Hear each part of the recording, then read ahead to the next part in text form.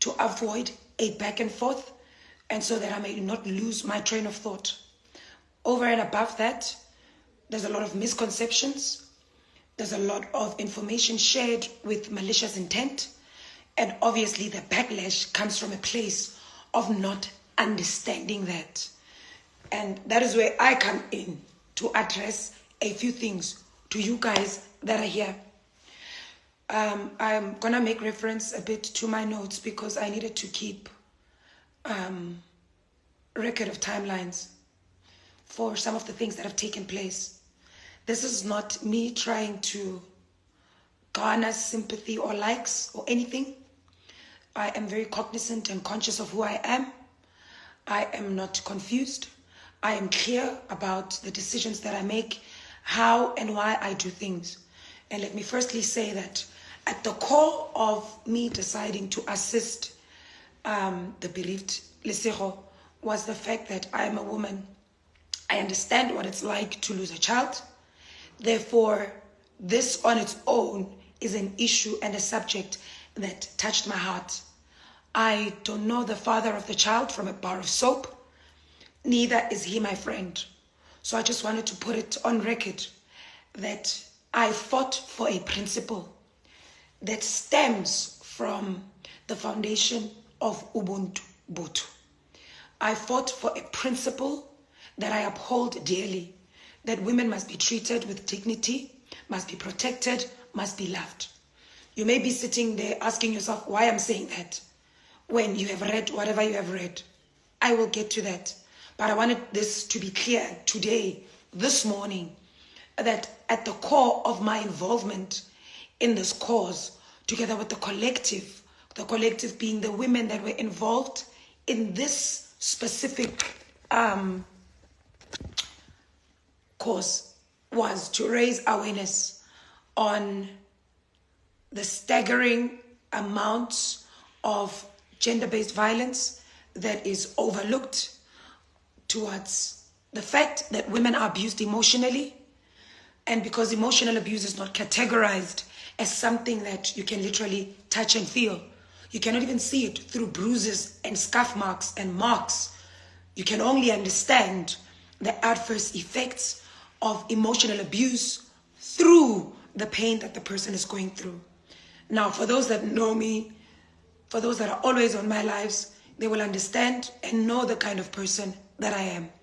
Therefore, most of them understand what was posted with the intention that it was posted. And that's okay. Anyway, let me first get to this. I am speaking on behalf also of the women and the collective. These are women that have chosen not to come out and say anything. However, I'm addressing this as well as an individual, as a woman in business, and as a person that seems to have been at the front, or at the forefront rather, of all these derogatory remarks, of all the character assassination, the phone calls, the texts, and everything. I am here to address things on my own capacity as well as Michelle Koopa. Now, on the 25th of October, I am charging. This is on social media. We are seeing a woman cry out, saying that she has lost her child, saying that the father of a child has not afforded her the opportunity to bury a child. And as such, you are a woman and you understand, Hore, it is impossible, not considering the way we have been raised. Where is Botho? Where is the family? Or why is the family of the mother not included? Why is the mother singled out? Why is the family not there? Why is she not given or afforded the opportunity rather to see her son's body? I'm sitting where I'm sitting. I am running a business. I am busy. I'm saying to myself, this is bad. This is bad. Again, it's not even about the father as a person. It's about the principle. It's about the fact that you have a man that has made a decision to do this. Although we know the reasons, and there's a lot that has been uncovered over time, at the core of this is the fact that there's a woman that has lost her child, and this woman requires assistance. With that said, we are saddened. We are feeling a pain, most of us as the women here in South Africa. We understood the enormous pain she was going through. We understood the grief that she was going through. We were touched by what she was going through. Now, this is when social media platforms, blogs to be specific, decided to come together to create what I would call the collective. Women that are willing to set aside whatever it is that they're doing to support this cause. Set aside who they are, their personalities, their business, whether they are severing ties, whether whatever happens. There were women that believed in this cause. There are women that backed her up. There are women that left their houses on a Sunday morning after having read on the blogs. There is Buzzy B, there is Salty and Must. That there is a march to the Olifantsfontein police station where the case is held. Remember, at this time, according to the mother, what we understand is she has had little to no information. She has been completely cast out. She does not know what is going on. We are supporting a woman that is grieving. We are supporting a woman that wants answers. We are supporting a woman that has, according to her, again, suffered immense abuse at the hands of the father of a child. Might I add, we are also supporting a woman that has mentioned to us that she wanted to do whatever it took to retain or to keep custody of her son. Unfortunately, due to the resources that the father of her child had, she could not. I will get to that later. Now, this is when you have the collective, a group of women standing in solidarity, deciding to stand up for Lesego Pase. We march to Olifantsfontein police station. A couple of the ladies go and have a meeting with the station commander, who informs them, I stand to be corrected, that the inquest is to be lodged, that they are looking at statements, that indeed there was a postmortem done, that indeed the father of the child followed all due processes. However, because of the nature of this case, he will take it upon himself, and together with rather the SAPS, to look into the merits of this case and see if really there was any foul play. And if there was, obviously justice will be served. Now, we are chanting, we get the news, we drive to Midstream Estate. This is where the said father of the child resides. The father of the child resides in Midstream Estate. We get there, we are toy-toying. Justice for baby. Where is the baby? That's us, a group of us, right? At the time, we are understanding how much of this was done in a rush. Therefore, we are not posing judgment on the mom and the fact that she's there in crop tops and bob cuts and makeup. We are not interested in that. We are behind a young, beautiful mom that is standing there and wants the truth to be told. We meet, or rather some of the women meet with the estate manager, I believe, or head of security, and they discuss what it is that took place.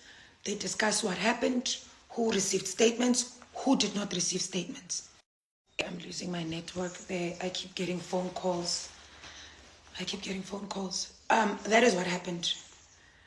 And shortly after that, we move from Olifantsfontein police station.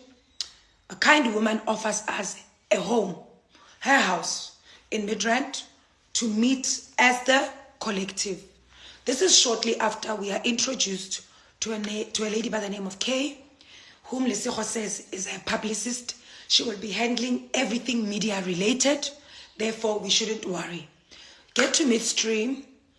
There's a placard with numbers. We are told to enter a group chat. I try to enter the group chat.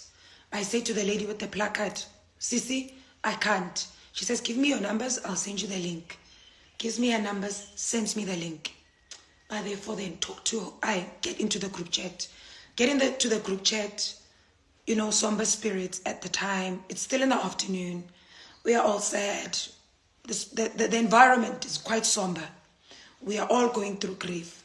The mother is not okay. We drive to the said lady's house, which her name is Belle, that is also subject to the harassment and whatnot. We get to our house. A large number of women are there. I excuse myself. As a matter of fact, I join them later in the day. During the course of the day, phone calls are being made to ask for donations from people. Please, can we get donations? Please, can we get donations? Donations to assist Lesego with her legal fees. Now, this is a conversation, remember, that we are already having. At the time, I believe Women for Change had posted her banking details, that people should make donations towards this cause. Obviously, the donations are not for her to do whatever she wants. The donations are for this specific cause, are for this specific agenda that we are pushing. And that is to eventually get her the justice she believes as a mother she deserves. Now, Lesego further on, as we are there with her, this is going on to about 10 p.m. For an instance, Lesego, if I'm not mistaken, in the afternoon, from the day this was posted and people had access to her banking details at the time, the amounts that were in the account, you are looking at roughly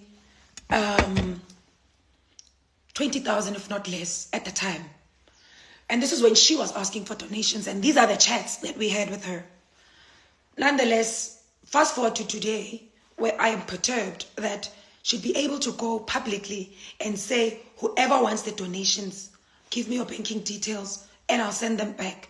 It's a spit on the faces of the people that genuinely went out of their way to assist a stranger. Again, I will get to that. Now, we are sitting there, we are raising money.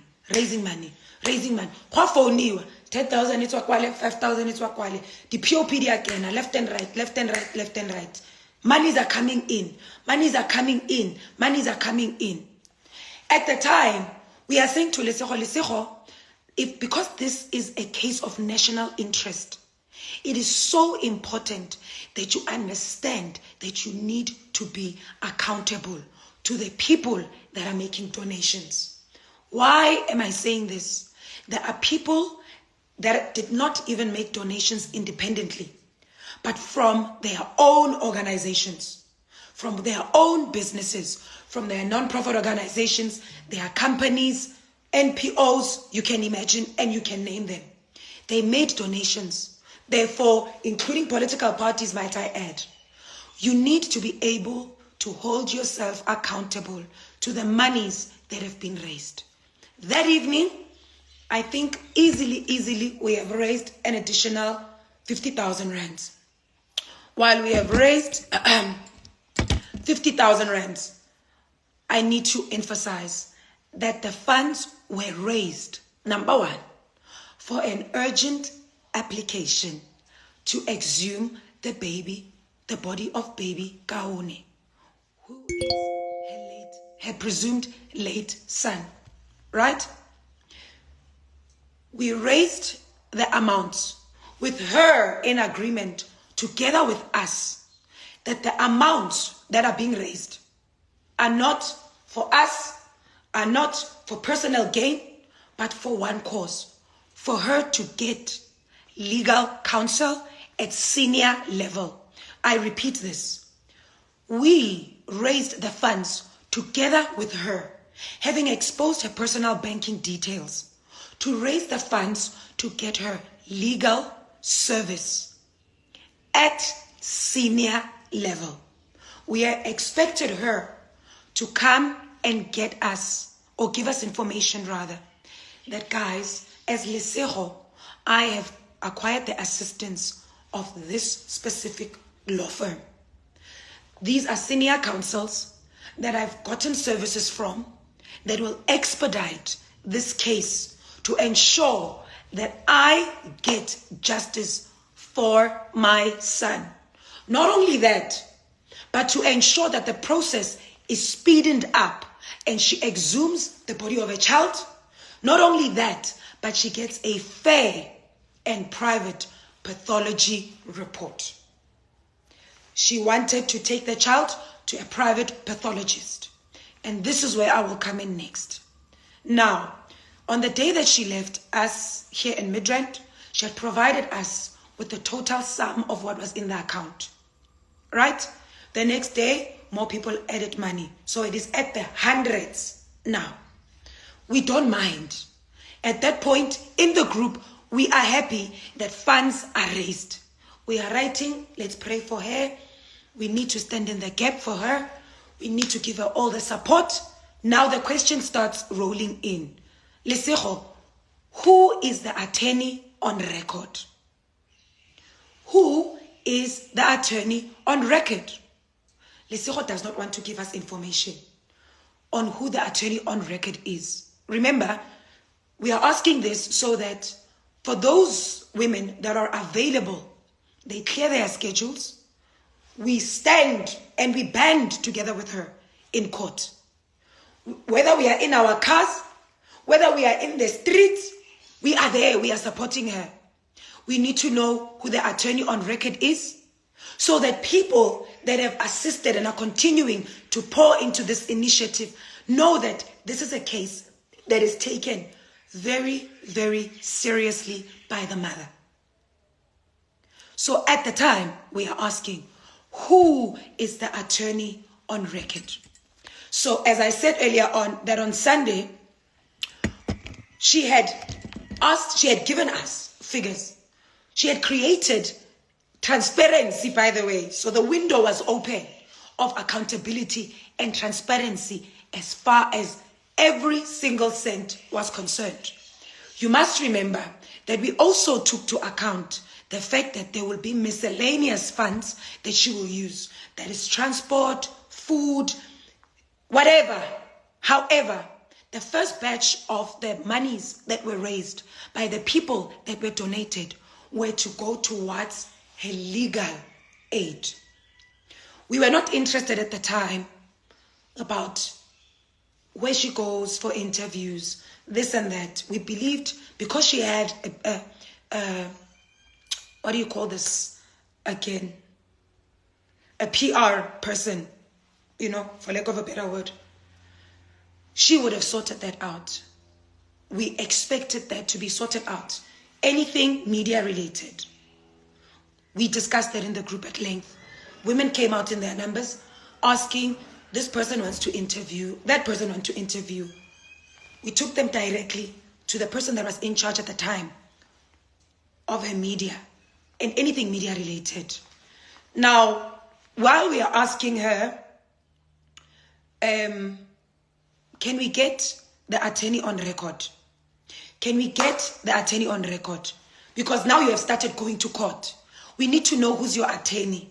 So that, because we are a large number of women coming from all different walks of life, we possess different abilities and capabilities. We bring different resources. We bring different lines of expertise, which is the reason why the group was formed. Because a large number of us knew who to call, what to do, how to search for this, how to search for that, aiding in Lesego's assistance through this. That is the core reason why the group was created. Outside of the fact that we wanted to create an awareness and have a banner pulled up to say, women in this country matter. They have a voice. They need to be protected. That men should know that when it comes to things like this or these, the Constitution will always uphold Butu, Ubuntu, which forms ethos of who we are as South Africans. Now, back